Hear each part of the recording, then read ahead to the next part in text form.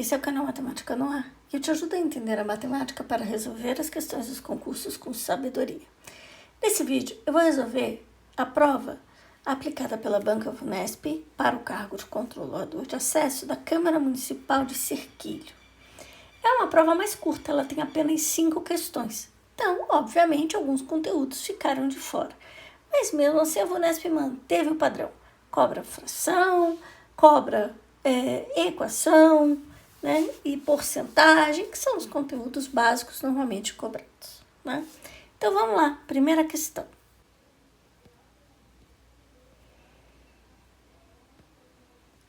Em um estacionamento, há determinado número de veículos. Desse total, 1/16 são motos e os demais são carros. Entre os carros, 4/5 têm placas do novo modelo Mercosul e os outros 15 carros têm placas do modelo antigo. O número de motos que há nesse estacionamento é...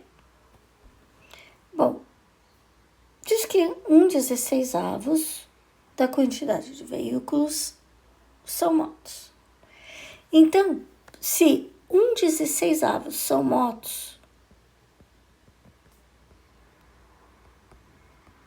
eu tenho que 15/16 é a fração correspondente à quantidade de carros. Então, 15/16 do total são carros. Agora, entre os carros, 4/5 dos carros tem placa Mercosul. Então, 4/5, mas não é mais 4/5 do total. Então, ó, esse aqui, essa fração, essas duas aqui, elas se referem ao total. Agora, 4/5 dos carros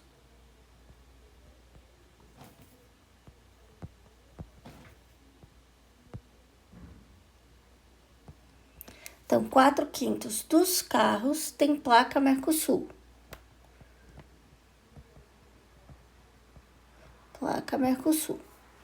Agora, ele fala que os outros 15 carros têm placas do modelo antigo. Então, se 4/5 dos carros têm placa Mercosul, eu posso dizer que 1/5 dos carros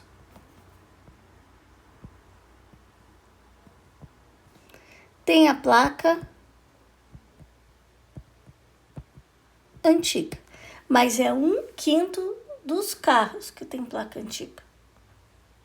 Então, 1/5 dos carros equivale a 15. Então, posso dizer o seguinte, 1/5 é a mesma coisa que 15. Então, 5/5 é só multiplicar por 5, 75. Então, eu sei que eu tenho 75 carros. Se eu tenho 75 carros,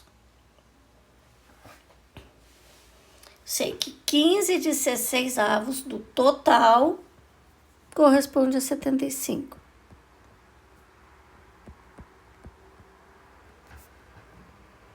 Então, posso dizer que 1/16 só dividir por 15. 1/16 equivale a 5 e 16/16, agora só multiplico por 16, eu entendo. 80 é a quantidade de veículos. Então, eu sei que eu tenho 80 veículos, dos quais 75 são carros, portanto, eu tenho 5 motos. Só queria fazer um alerta aqui antes de encerrar. Essas primeiras frações, elas estão se referindo ao total. As demais se referem apenas à quantidade de carros. Sempre que a gente fala em fração, a gente precisa saber qual é a referência, qual é o nosso todo referência, qual é o total. Então, por isso, se você escutar o meu áudio novamente, assistir o vídeo de novo, você vai ver que eu falei 1/16 do total, 15/16 do total são carros. E de repente eu comecei a falar 4/5 da quantidade de carros tem placa, tá? Por isso que aqui ao final, mais para o final, né, eu pude falar que 1/5 equivale a 5, porque eu estou falando dos carros, e depois 15/16. Veja que mudou o denominador. Quando o denominador é 5 é porque eu estou falando dos carros, e quando o denominador ficou 16, eu estou falando do total, tá?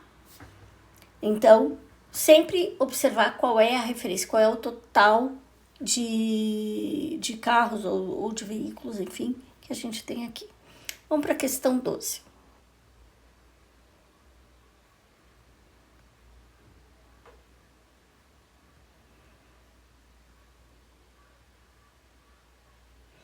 Em um arquivo, há 64 pastas na cor azul e 40 pastas na cor branca. Todas essas pastas serão colocadas em caixas, de modo que cada caixa fique com o mesmo número de pastas. E esse número tem que ser o maior possível.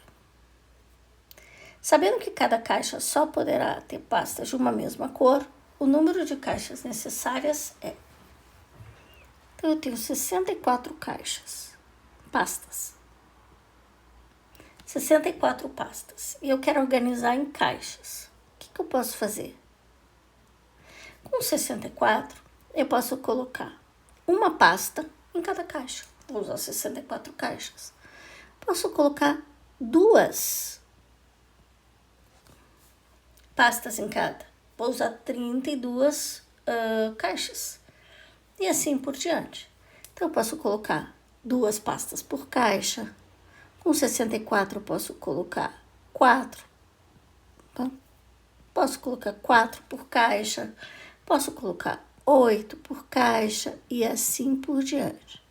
Então, essas quantidades que eu escrevi são pastas por caixa. Você concorda comigo? Que quanto mais pastas eu colocar em cada caixa, menor a quantidade de caixas. Né? E ao contrário também, né? Agora, já com 40, o que eu posso fazer? Posso colocar uma pasta por caixa. Posso colocar 2. Posso colocar 4. Você reparou que alguns números repetem, né? Posso colocar 5. Posso colocar 8. E assim por diante. Agora, o que ele acontece? Que todas as pastas serão colocadas em caixa, de modo que cada caixa fique com o mesmo número, e esse número tem que ser o maior possível. A quantidade de pastas em cada caixa deve ser a maior. E qual é o maior número? É isso que eu preciso descobrir. Posso seguir com esse raciocínio aqui, e nesse caso até é válido porque os números são pequenos, mas quando os números são muito grandes, dificulta bastante e a gente gasta muito tempo na prova. Então, vou fazer a decomposição em fatores primos do 40 e do 64. A gente vai dividir por números primos pelo 2, 3, 5, 7 eventualmente, tá? Então, 2. Se eu divido 40 por 2 vai dar 20 e o 64 vai dar 32. Como eu dividi os dois números, eu vou circular aqui. Vou dividir por 2 de novo. Vai dar 10 e 16. Vou dividir por 2 de novo. Vai dar 5 e 8. Vou dividir por 2. Vai dar 4 e 5. Vou dividir por 2. Vai dar 2 e 5. Vou dividir por 2 de novo. Vai dar 1, 5. E eu vou dividir por 5. Agora, quais são os números que eu realmente dividi os dois? O 40 e o 64. Só esses aqui. Então, 2 vezes 2, 4 vezes 2, 8. 8 é a quantidade de pastas por caixa. 8 é o maior número, ok? Então, eu vou ter 8 pastas por caixa. Como eu tenho 64 pastas, vai ser necessário 8 caixas. Como eu tenho 40, preciso de mais 5 caixas. Sabendo que cada caixa só poderá ter pastas de uma mesma cor, o número de caixas necessárias vai ser um total de 13 caixas. Vamos para a próxima questão. Vou apagar aqui o finalzinho. Invadiu o enunciado alheio, né? Samuel fez 2 rondas completas em um prédio e gastou no total 1 hora e 28 minutos. Sabendo que o tempo gasto na segunda ronda foi 20% maior que o tempo gasto na primeira, é correto afirmar que o tempo gasto em minutos na segunda foi. Quando a gente tem horas e minutos, né, são 2 unidades, ou às vezes acontece de ter metro e centímetro na mesma, quilômetro e milímetro, sei lá. É melhor trabalhar numa unidade só. Então, 1 hora a gente sabe que tem 60 minutos. Então, 1 hora e 28 minutos dá 88 minutos, tá? Então, Samuel fez 2 rondas completas e gastou 88 minutos. Na segunda ronda, ele gastou 20% a mais que na primeira. Eu não sei o tempo da primeira. Então, eu posso dizer que o tempo da primeira foi X. O tempo da segunda foi 20% maior que o tempo da primeira. Então, o tempo da primeira é o equivalente a 100%. Como ele teve 20% a mais, vou dizer que é 120% da primeira. Você vai dizer para mim assim, não podia ser 1,2? Pode sim. É que eu estou considerando 100% da primeira, com mais 20%, ficou com 120%. E juntando tudo isso, vai ser igual a 88. De onde 88? 88 minutos. Se eu resolver isso, eu acho X. O que é o X? O tempo da primeira ronda, tá? Vamos lá. Tem denominador, frações equivalentes. Denominador é 100. Aqui é 1 e aqui é 1. Agora a gente faz assim, ó. Era 1, ficou 100. Multipliquei por 100. 100x. Era 100, continuou 100. Multipliquei por 1. Era 1. Ficou 100, multipliquei por 100. Então, eu multiplico por 100. E aí eu tenho que 220x, porque agora eu não preciso mais do denominador, igual a 8.800. Divido tudo por 220. X é igual a 40.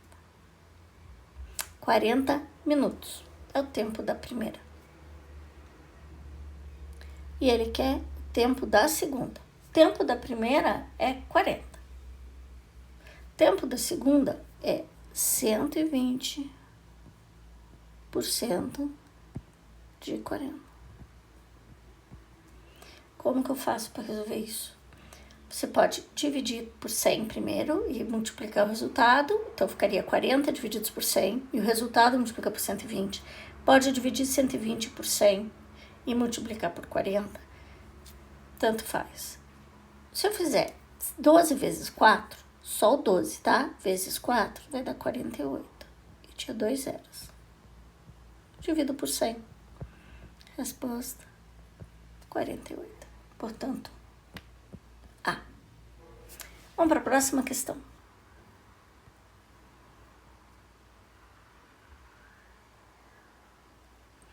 Tabela a seguir apresenta informações sobre a quantidade de telefonemas atendidos por um funcionário em uma semana de segunda a sexta-feira, sendo que na sexta-feira ele atendeu 12 ligações a mais que na segunda. Sabendo que a média aritmética do número de telefones atendidos nesses 5 dias foi igual a 24, o número de telefonemas atendidos na sexta foi média aritmética simples. Então, média de 5, eu vou adicionar esses valores e vou dividir por 5. Porque são 5 valores. E essa média, segundo o enunciado, é igual a 24. Como eu resolvo? Como tem fração, eu vou ter que encontrar frações equivalentes. Igual eu acabei de fazer na outra questão. Mas eu vou dar só uma enxugadinha antes. Aqui nesse numerador eu tenho x e x, então eu tenho 2x. E o 26 com 19, com 23 e 12 vai dar 80.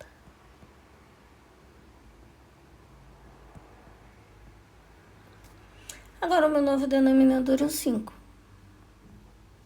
que é 1. Então, ó, era 5, continua 5, então eu multiplico por 1. Era 1, ficou 5, multipliquei por 5. 5 vezes 24, 120. Agora eu não preciso mais do denominador.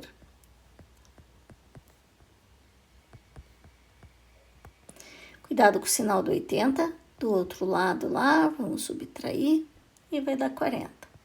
Divido tudo por 2, x é igual a 20. Então, na segunda-feira tivemos 20 atendimentos e na sexta, 32. O que o enunciado pede? Sexta-feira, 32. Vamos lá, última questão da prova. Um terreno plano retangular com 15 metros de largura por 30 de comprimento será utilizado como estacionamento. Nesse terreno será construído um recuo para servir como entrada. Também no formato retangular, com 4 metros de largura e 20 de perímetro, conforme apresentado nas figuras a seguir. Nesse estacionamento haverá 60 vagas retangulares, com 2 metros de largura por 3 metros de comprimento. A parte do terreno não destinada para vagas e para o recuo ficará livre para manobras e terá área de... Então, ele quer saber qual é a área que vai sobrar sem vaga, né? Então, vamos lá. Primeiro, qual é a área desse terreno? A área desse terreno que eu tenho para estacionamento por enquanto é a área cinza, que é 15 por 30, menos um pedacinho do recuo. Vamos analisar o recuo. Ele diz que esse lado aqui mede 4, então aqui também mede 4. Diz que o perímetro desse recuo é 20. Se o perímetro desse recuo é 20, eu posso afirmar que aqui em cima mede 6 e aqui também mede 6. Porque aí o perímetro dá 20. O perímetro é a soma das medidas de todos os lados. Então, a área desse recuo é 6 vezes 4, 24 metros quadrados. Então, a área do recuo é 24 metros quadrados. Então, a área do estacionamento, que é a área para vagas, deixa eu passar assim, área para vagas, ela é a área cinza, que é 15 por 30. Então, é 15 vezes 30, menos aquela área pequenininha, que é 24, que é a área do recuo. Então, a área que eu tenho disponível para vagas vai ser 450 menos 24, que é igual a 426 metros quadrados. Agora, ele diz que cada vaga é um retângulozinho que mede 2 por 3. Então, cada vaga tem 6 metros quadrados. Cada vaga tem 6 metros quadrados. Então, vaga é igual 6 metros quadrados.